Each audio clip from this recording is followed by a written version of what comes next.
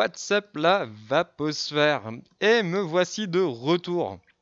Et ouais, après une très longue absence, je suis de retour avec des revues liquides matérielles après un gros point d'interrogation. Est-ce que je continue? Est-ce que je m'arrête? Et bah tout simplement, la réponse à la question est donnée. Oui, je reviens et je continue. Et ouais, je suis noté Pérédi.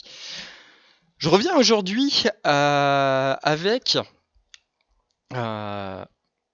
petit matériel là, qui arrive sur le marché, qui m'a été envoyé par ePro, que je remercie au passage. Merci Lambert. Matériel bien sympathique, un petit reconstructible. Hein. Donc on parle bien du Cliro, hein, pas de la box. La box, c'est la Decimus de chez Praxis, qui fera peut-être l'objet d'une revue avec le Spitfire. Donc à voir sur le temps, hein, c'est ma box all day à l'heure d'aujourd'hui. Donc voilà, aujourd'hui c'est celui-ci que je vous présente. Hop, Rich. Oui. Le Bilo V3, donc un reconstructible avec, hop, oui, ici, un plateau RBA façon Velocity. Sa particularité, tac, c'est son rechargement. Donc là, hop, je vous montre. Ouf. Comme le Crius. Alors, quel changement par rapport au Crius? Pas grand chose. Hop, pas grand chose, mis à part son look. Perso, j'étais pas fan du Crius avec ses stries. Crius de chez OBS, hein, vous pourrez chercher sur le net si vous ne connaissez pas. Ouais, je trouvais que sur un setup, c'était pas à mon goût. Voilà, c'est simplement une question de goût. Là, pour le coup, le Bilo V3 est beaucoup plus sobre, avec son Cliro d'une capacité de 4,6 ml, donc ce qui est plus que convenable. Alors au passage, on m'avait posé une petite question, donc à un ami JB qui a acheté le Crius dernièrement et qui se plaint d'un sointement. Pas d'une fuite, mais d'un sointement entre la base d'airflow et donc la cloche. Pour le coup, sur ce Bilo V3, pour l'avoir baladé un petit peu là depuis que je l'ai reçu, j'ai quasiment vapé uniquement sur celui-ci depuis 3 jours. Mais j'ai pas eu une seule fuite, aucun sointement. Le seul sointement qu'on peut avoir, c'est comme là quand je voulais ouvert. Hop. Donc il se peut qu'il y ait un peu de liquide sur les rebords. Et là, quand on referme, du coup, ça gicle un petit peu. Mais bon, un petit coup de nettoyage est terminé, on n'en parle plus. Le reste du temps, sur notre vape, on va pas voir ce sointement. Donc voilà, gros point positif, pas de fuite, pas de sointement, tout va bien. Une qualité d'usinage qui est vraiment très bonne. Je sais que le Bilo V2 était déjà vraiment pas mal du tout. Le Bilo V1, je le connais beaucoup moins. J'en ai moins de souvenirs. Tout ce que je sais, c'est leur look, parce que je les ai eu en magasin. Enfin, le Bilo V2, pas le V1. Enfin voilà, donc un très bon Cliro. Ils avaient sorti donc un autre Cliro, le Bachelor, qui est aussi d'une bonne facture. Pour le coup, je vais recevoir aussi là normalement, enfin pas demain, sachant que c'est les petites cloches. Hein, je tourne le dimanche, donc vidéo qui risque d'être publiée demain, jour de Pâques. Donc je risque de recevoir grosso modo le Bachelor Nano d'ici mercredi. Donc enfin bref, on revient sur ce Bilo V3. Je vais faire un gros plan sur son plateau, vous allez voir, rien d'exceptionnel. Hein, on se retrouve sur la lignée, je vous dis, des Crius, Griffin et compagnie. Que dire d'autre pour le moment? Son tarif, j'ai pu le trouver là à l'heure actuelle, donc sur les shops ricains, à 34 dollars et des cacahuètes. Donc je pense qu'on va se retrouver aussi avec du matériel aux environs de 39 euros, 39-40 euros dans nos shops. Voilà, je vous fais un gros plan.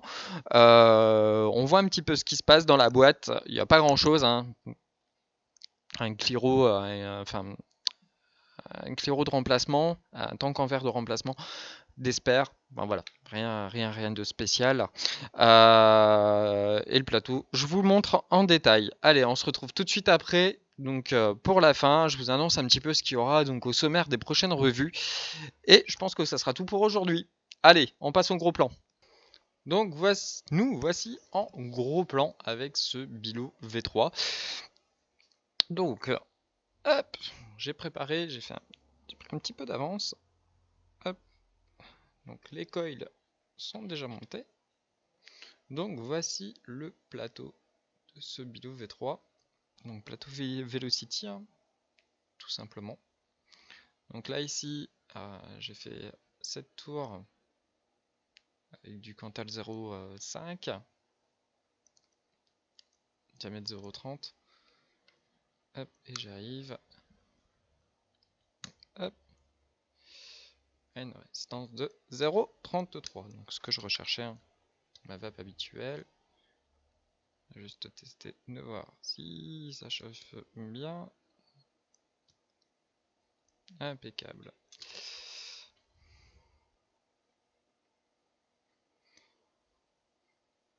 Donc vous avez les arrivées de liquide qui sont ici, aux quatre coins, où on fera donc tomber notre coton. Donc pour ce qui est de la cloche, vous avez vraiment bien de la place donc pour mettre des résistances même en Clapton, hein, sans souci. Donc voilà, rien de spécial, je vous ai dit, c'est d'une simplicité enfantine. Donc l'usinage est, comme je vous l'ai dit, vraiment parfait. J'ai vraiment rien à redire. Vous venez visser, passer au-dessus. Voilà. Ça se sert tout simplement. Hop, ça vient embuter. Et après on peut régler donc ces arrivées de liquide comme vous pouvez voir. Hop.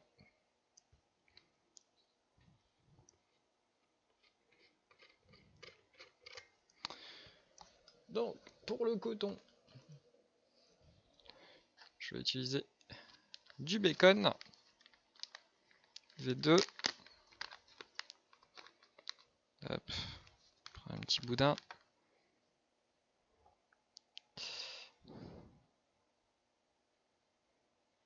Donc attention avec le coton, coton bacon V2, c'est pas comme la fiber, ça a tendance, il a tendance à gonfler. Donc venez pas en mettre de trop, sinon vous risquez un dry hit.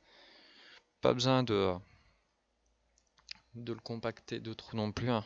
Il a juste bien le placer de façon à ce qu'il rentre tout simplement. Hop. Voilà. Pour le coton.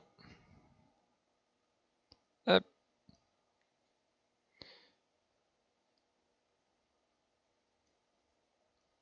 Alors si vous êtes un public averti, en général, cette phase-là, vous la connaissez déjà bien.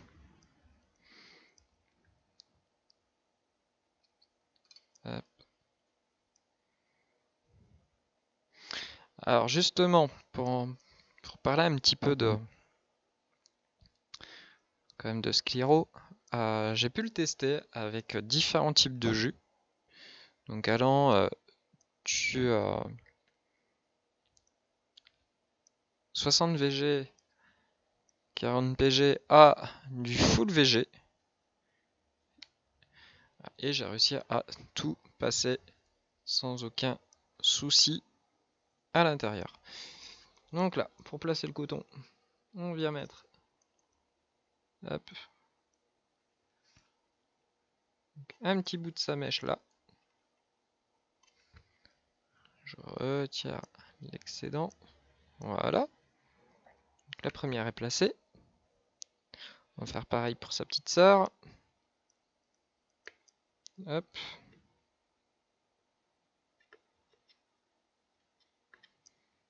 Voilà.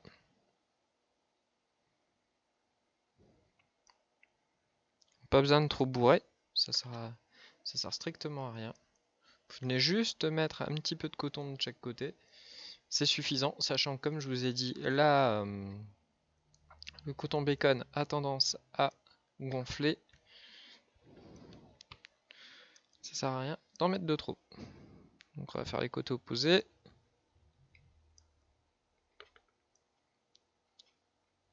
Hop là. Voilà. Donc on a exactement la même. Et le petit dernier. Et la séance est terminée. Bon, c'est sûr que j'ai triché en prenant un peu d'avance en mettant mes résistances. Mais bon. Alors pour les résistances, pareil, hein, j'utilise les Coilwinder chez Coilmaster. N'importe quel autre. Hein. Ça va aussi bien. Hein. Voilà. Donc maintenant, il ne reste plus qu'à alimenter. Hop, un petit coup de Fat Graries. J'en suis dingue de ce liquide. Hop.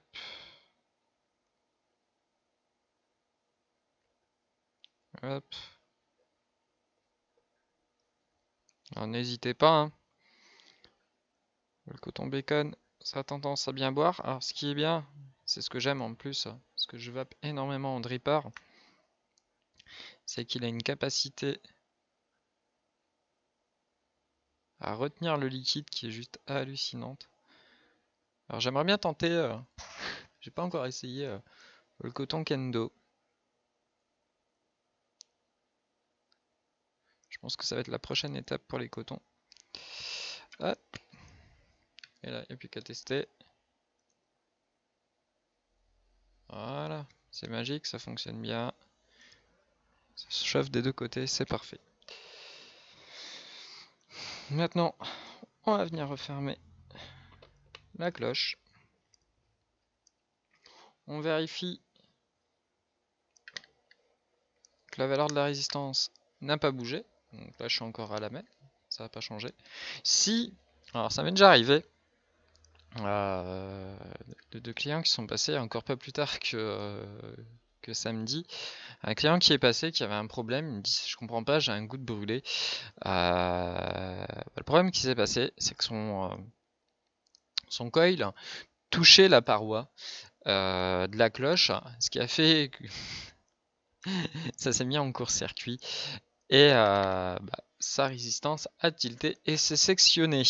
Donc surtout, vérifiez quand vous remettez votre cloche, limite même avant de mettre votre coton, vérifiez que la valeur de la résistance ne bouge pas. Si la valeur de la résistance en général descend, c'est qu'il y a un gros problème avec en général, c'est votre résistance qui va toucher en fait une partie métallique et qui court-circuite le tout. Donc quand on est sur une box ou du matériel électronique, il n'y a pas de souci. Par contre en mécanique, là par contre ça peut commencer à coincer. Donc surtout faites attention à ça avec vos cliros.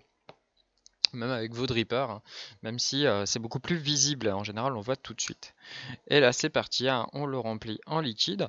Alors, pour le coup, j'ai fait le test de le remplir avec les arrivées de jus fermées et les arrivées de jus ouvertes. Alors sachant que sur certains cliros, il faudra fermer les arrivées de liquide pour dire qu'il n'y ait pas de fuite, qu'il n'y ait pas de décompression d'air qui se fasse et que ça coule. Hop, et là pour le coup j'ai fait le test des deux et j'ai jamais eu de problème particulier, pas de fuite non plus. Hop, donc là on le remplit, alors pour le remplir, rien de plus bête quoi. On y va, gaiement, on le met à plat et on le remplit.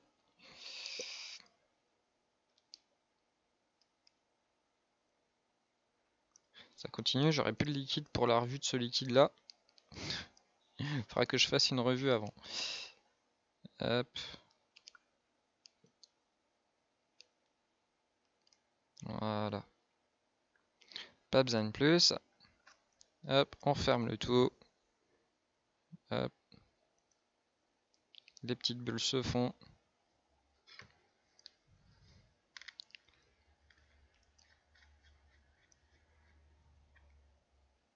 Hop là.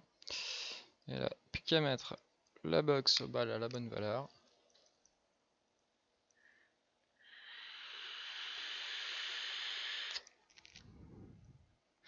eh bien, ça fonctionne parfaitement. C'est pas beau, non? Donc voilà. Je retourne en gros plan. On fait un dernier petit point. Je pense que là, pour le coup, j'ai tout dit aussi. Vous avez vu, hein, super simple. Pour le coiler, c'est toujours aussi simple. Donc vous avez 4 bis BTR de chaque côté. On serre et c'est parti. Voilà. Allez, on retourne en gros plan. Alors, avant que j'oublie, parce que j'avais oublié, je vais vous présenter quand même son coffret. Alors, même s'il n'y a rien d'exceptionnel, hein. Petite boîte avec un aimant. Hop. Donc, et dans le coffret, donc vous retrouvez le petit manuel d'utilisation. Voilà. Comment le remplir, comment le démonter, comment faire ses résistances. Donc la présentation du plateau Velocity. Voilà. Hop. À l'intérieur de ce coffret, on retrouve un Pyrex de rechange pour les maladroits, comme moi. Hop. Là, vous avez une petite pochette de spare. Hop. Alors, je ne sais pas si on le verra bien. Je vais retirer ça, ce sera plus simple. Vous avez donc 4 vis de rechange ainsi que les joints toriques, enfin tout ce qui est joint d'étanchéité. Et donc une petite clé BTR ainsi que de résistance avec un bout de coton japonais. Voilà, rien d'extraordinaire. Moi, le Pyrex a le mérite d'être là. Bon, maintenant, c'est vrai que les fabricants le mettent de plus en plus. Ça arrive encore qu'il n'y en ait pas. Mais voilà, vous pouvez investir dans ce Clio. À la limite, si vous n'avez pas pas le nécessaire sous la main pour la première utilisation, c'est pas gênant, vous avez déjà de quoi faire le premier montage. Voilà. Donc derrière, vous avez aussi le serial number. Hop, alors, je sais pas si on le voit bien. Hop. Le numéro de série avec un flashcode qui permet de vérifier l'authenticité de votre produit. Voilà, allez, ce coup-ci, on retourne en plan large. Voilà, donc je pense que on a pu tout voir maintenant en détail. Donc bah mes impressions, j'ai rien à redire pour l'instant sur ce Clio. Bonne saveur.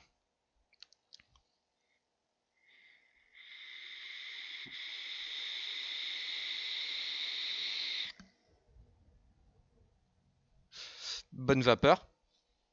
Donc jusque-là, tout va bien.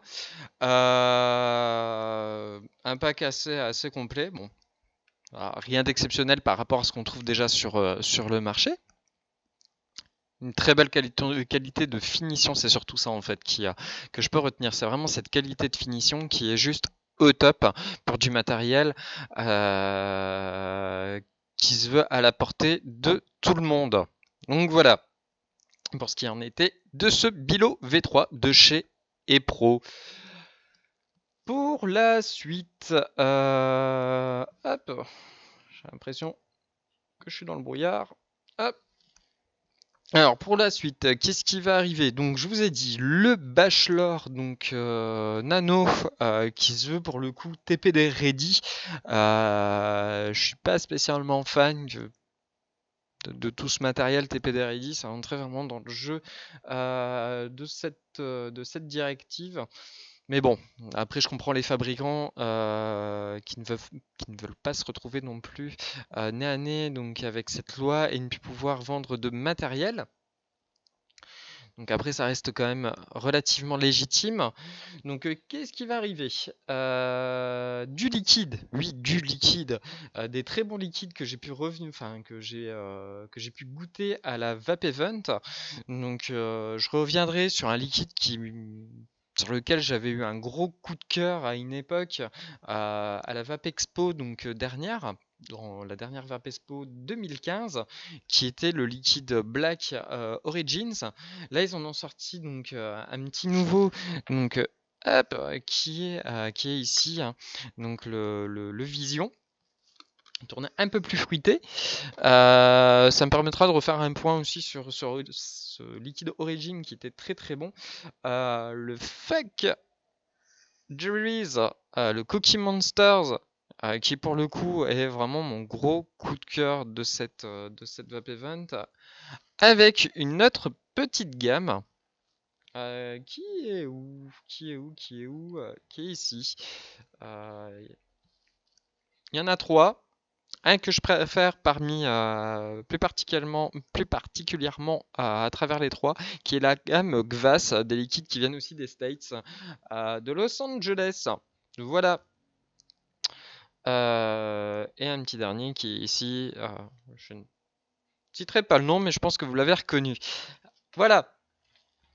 Je pense que c'est pas mal. Donc je reviens très prochainement. Donc là vous pourrez retrouver donc cette vidéo avec la revue écrite sur le site nicovaping.fr que je vous invite pardon, à consulter. Donc c'est juste en dessous hein, le lien donc dans la description nicovaping.fr. On se retrouve aussi sur Facebook, Twitter, Instagram. Si vous avez des questions, n'hésitez pas.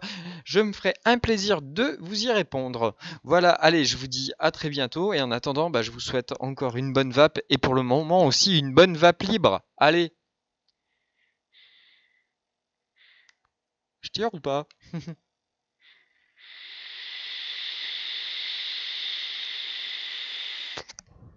À plus!